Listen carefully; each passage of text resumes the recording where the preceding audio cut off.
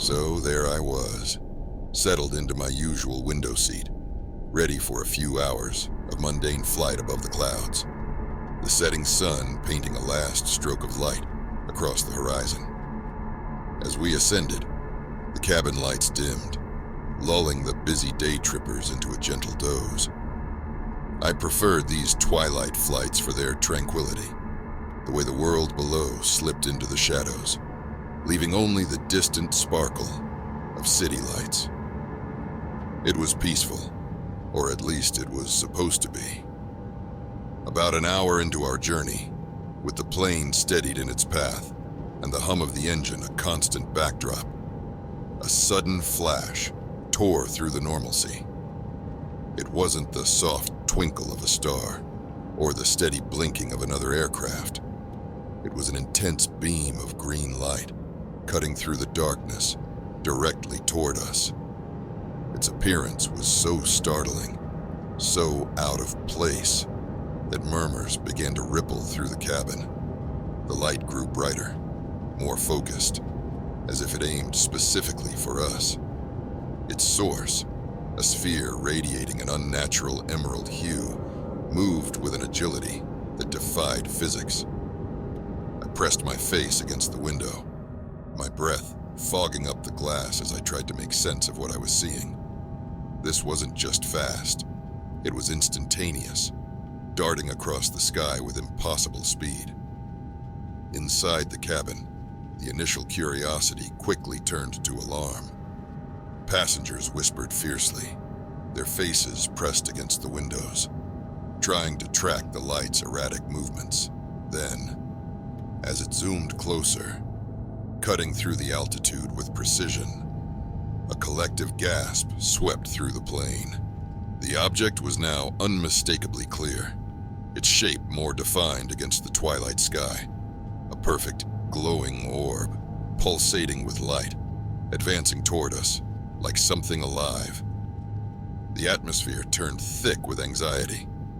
Children started to cry, their parents clutching them tightly, whispering reassurances that sounded desperate in the charged air. I could hear the flight attendants trying to maintain calm, their voices strained as they moved up and down the aisle, ensuring everyone's seatbelts were fastened, their eyes wide with the same fear that gripped us all. Then, just as suddenly as it had appeared, the object swerved. It shot upward with a sharp jerk, the force of which rattled our plane violently. The entire cabin shook. Overhead, bins clattered, and a few personal items escaped their confines, tumbling down into the aisle. The shock was palpable, a physical blow that left us all reeling. The pilot's voice broke through the cabin's stunned silence, crackling with static as he announced an emergency protocol, his tone attempting calm, but underscored with undeniable urgency. As we continued our shaken flight, the silence that followed was deafening. Passengers sat rigid, staring blankly ahead or whispering fervently under their breath. The flight crew, visibly shaken but composed, checked on everyone, their professionalism a thin veil over the shared trauma. The remainder of the flight felt surreal, each minute stretching out as we all processed the encounter. Conversations resumed in hushed, trembling tones, everyone speculating, trying to rationalize what we had just witnessed. Some passengers recounted stories of similar unexplained phenomena, but none seemed quite as immediate or terrifying as what we had just experienced. Upon landing, the relief was overwhelming. The solid, unmoving ground, a stark contrast to the vulnerability we'd felt in the sky. As I stepped off the plane, the cool night air felt like a cleanse from the stifling fear that had gripped us. But even as I walked through the bustling airport, the image of that intense green light haunted every step. The world felt different now, bigger and far more mysterious. It was a night like any other for a transatlantic journey. Or so it seemed, as we buckled into the Boeing 777 that would carry us from Miami to London. The flight was densely packed, a microcosm of the world. Weary business travelers tapping away on their laptops, young families corralling excited children, and tourists still buzzing with the thrill of their holiday adventures. As the plane ascended into the night sky, the cabin settled into darkness, punctuated only by the dim glow of reading lights and the flicker of movie screens. About 3 hours into the flight, as we cruised high above the remote expanses of the Atlantic Ocean, the captain's voice broke through the hum of the engines and the occasional murmur of conversation. His tone was calm, almost routine, as he warned of some expected turbulence ahead and reminded us to keep our seatbelts fastened. Initially, the aircraft experienced only mild bumps, hardly noteworthy for seasoned travelers. But within moments, the nature of our journey shifted dramatically. Without warning, the plane was seized by an unseen force. What began as moderate shaking escalated into violent jerks that tossed the massive aircraft as if it were a mere toy. The transformation of the cabin was instantaneous. Screams pierced the drone of the engines. Overhead bins burst open, disgorging their contents into the aisles and onto laps. The sudden drops felt like plunges into an abyss, each descent sharper and more terrifying than the last. It was as if the very air had turned against us, each pocket of turbulence more aggressive, more personal. Amidst the chaos, a terror-stricken toddler wailed inconsolably, clutching at his mother, whose own face was etched with fear. A businessman, caught unawares while returning to his seat, was catapulted into the air, his body slamming against the overhead compartment with a gruesome crack before crumpling to the floor. Panic was palpable. A thick, living thing that seemed to suffocate us as much as the stale, recycled air. The lights flickered wildly, casting eerie, dancing shadows that played over the horrified faces of passengers. The cabin, once a place of comfort, had transformed into a scene of horror. The aircraft dipped and swayed, each tilt sending new waves of fear through my veins.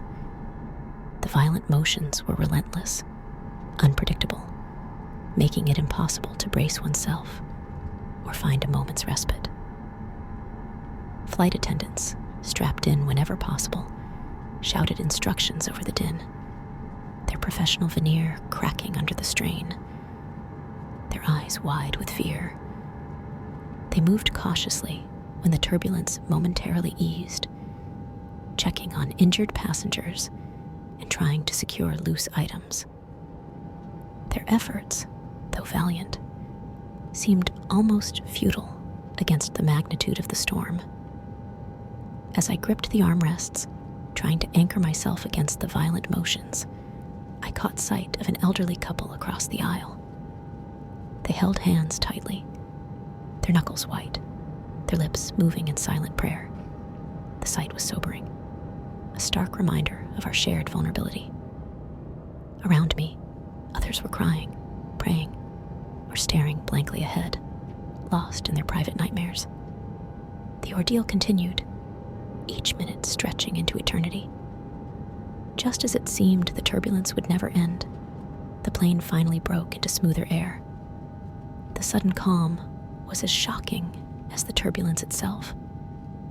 The captain's voice, once again calm and steady, assured us that we had passed through the worst of it and were now descending to a safer altitude. But the relief was temporary.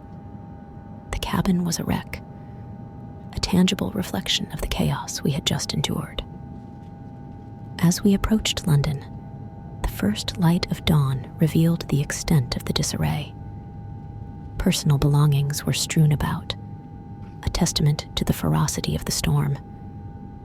A young woman sat sobbing quietly, a bruised and battered reflection of all of us inside. Her tears, illuminated by the rising sun, seemed to mirror the relief and residual fear that we all felt. The landing was gentle, almost loving in its normalcy, a stark contrast to the violence of the night. As the wheels touched down on the runway, a soft cheer erupted through the cabin, muted, tired, but filled with genuine gratitude. We had arrived, battered but alive, forever changed by the ordeal. Walking off that plane, the cool morning air felt like a balm. The solid, unmoving ground was a luxury I had never appreciated so fully. I knew then that this flight would haunt my dreams, a vivid reminder of how quickly comfort can turn to chaos, and of the thin line between the mundane and the catastrophic. On a frigid winter evening, the boarding area buzzed with the subdued chatter of passengers eager to escape the cold. Wrapped in thick coats and scarves, they made their way onto the aging Boeing 737, each carrying personal items that hinted at their lives: briefcases, stuffed animals, novel-worn backpacks. I boarded among them, finding my way to seat 14A, a window seat that offered both a view and an escape into the book I had brought to pass the time. The aircraft, though dated, bore the familiar blue and white logo that promised a routine flight from Chicago to New York. As we settled in, the overhead bins stuffed with oversized luggage, the cabin lights dimmed, casting long shadows that crept along the aisle. The usual pre-flight announcements crackled through the speaker system, a monotone voice instructing us on safety procedures that few paid attention to, their thoughts already at their destinations. As the engines roared to life, a palpable sense of discomfort washed over me, the vibrations unusual, too insistent. The plane taxied onto the runway, and as we lifted off, the view of the sprawling city lights quickly became swallowed by the blackness of the night sky. About 10 minutes into our ascent, a sudden, ear-splitting explosion shattered the calm. It was so loud, so close, that for a moment, the entire cabin was suspended in stunned silence. I turned toward the window, just in time to see flames erupting from the engine, illuminating the wing with an eerie, unnatural glow. The plane shuddered violently, a sickening lurch that sent stomachs into throats. Screams erupted as panic set in. The flight attendants, strapped in for takeoff, unclipped themselves and hurried down the aisle, their faces masks of forced calm as they tried to reassure passengers. "Please remain calm. Stay in your seats with your belts fastened," they shouted over the din of the howling wind and the cries of frightened children. The smell of burning fuel filled the cabin, a noxious, acrid odor that made breathing difficult. Passengers cried out, some praying, others openly weeping, while a few tried to capture the unfolding disaster on their phones, the glow of their screens adding to the surreal atmosphere. I felt a hand grip mine from the seat next to me, an elderly woman whose knuckles were white with fear. "We're gonna be okay," I found myself saying, more to reassure myself than her. Her grateful smile was tight, worried. The captain's voice came over the intercom, an attempt at reassurance that did little to quell the mounting dread. "Ladies and gentlemen, this is your captain speaking. We have encountered a significant malfunction with one of our engines and are making an immediate return to Chicago. Please follow all instructions from the crew and prepare for an emergency landing." As we banked sharply, the flames outside seemed to claw higher, greedily licking the wing. The cabin tilted, a terrifying angle that had passengers gasping, some clutching their seats, others reaching out to comfort loved ones. The flight attendants moved through the cabin, checking belts, offering words of comfort, their professionalism a thin veil over the fear that shimmered in their eyes.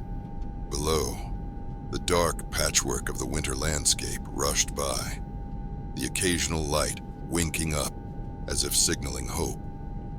The plane vibrated under the strain of the one working engine, a continuous reminder of our precarious situation. Instructions on bracing for impact were demonstrated again. This time, everyone watched, faces pale, eyes wide, with the stark reality of our plight. The final approach was torturous. The runway lights a string of bright beacons in the darkness. The ground services appeared, a flurry of activity and flashing lights ready to respond. Passengers braced as instructed, the cabin a tableau of clenched jaws and closed eyes. The silence punctuated by the occasional sob or whispered prayer. The touchdown was harsh and unsteady. The plane hit the runway with a violent thump that sent a shudder through the entire structure. We skidded erratically, the screeching of metal against concrete piercing the air like a siren. The cabin oscillated wildly as the pilot fought for control, trying to keep the burning wing away from the ground. Every bump and bounce felt like it could be the one to send us tumbling into chaos. The aircraft finally came to a halt, skewed across the runway, far from a textbook landing, but still intact. The immediate silence after the engines cut off was deafening, a stark contrast to the cacophony that had filled the last terrifying minutes. The smell of burnt metal and fuel hung heavy in the air, a tangible reminder of our brush with catastrophe. For a moment, no one moved, as if frozen in time. Then, the cabin burst into a frenzy of activity. Flight attendants sprang into action, their voices clear and authoritative, cutting through the haze of shock. "Evacuate! Leave everything! Come this way!"